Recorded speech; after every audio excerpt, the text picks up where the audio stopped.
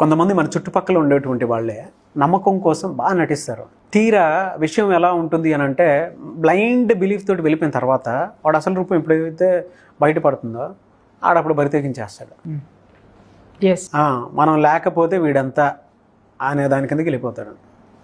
లైఫ్లో ప్రతి ఒక్కరు ప్రతి చోట అంటే ఏజ్ గ్రూప్ని బట్టి కూడా సంబంధం లేదు, ఫేస్ చేసే రెగ్యులర్ లైఫ్లో ఫేస్ చేసే మనం చాలా క్యారెక్టర్స్ ని ఫేస్ చేస్తాం ఇలాంటి వాళ్ళని. ఎందుకు అనంటే మీరు అన్నారు కదా నమ్మకం కోసం నటించడానికి, సో వాళ్ళ మీద నమ్మకం ఏర్పడడానికి చాలా నటిస్తారండి, అద్భుతంగా నటిస్తారు. అది ఎప్పుడైతే బయటపడింది అని గమనిస్తారో ఎస్ అవును ఏం చేస్తా అని మాట్లాడేస్తారు, లేదు తెలిసిపోయింది కదా ఇంకేంటి అనేస్తారు.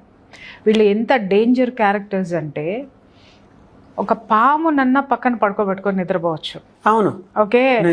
గదిలో ఒక పులినో సింహాన్నో పెట్టుకొని నకనక ఆకలిస్తున్న పులిని సింహాన్ని కూడా పక్కన పెట్టుకొని దాని పక్కన నిలబడి ఫోటో దిగడానికి సాహసించవచ్చు. కానీ బట్ ఇలాంటి వాళ్ళ మనస్తత్వం బయటపడిన తర్వాత అసలు వీళ్ళని తట్టుకోవడం చాలా కష్టం, భయంకరంగా కష్టం. ఎందుకంటే ఇంకొక మాట మీరు మర్చిపోయారు, వీళ్ళు నమ్మకం కోసం నటిస్తారు.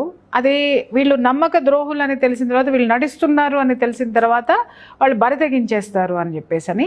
ఆ తర్వాత క్యారెక్టర్ ఏంటి అని అంటే వీళ్ళు ఇది చేసేది తిరిగి ఎదుటి వాళ్ళని తొక్కేయడానికి బ్లేమ్ చేయడానికి ట్రై చేసేస్తారు. అర్థమైందండి?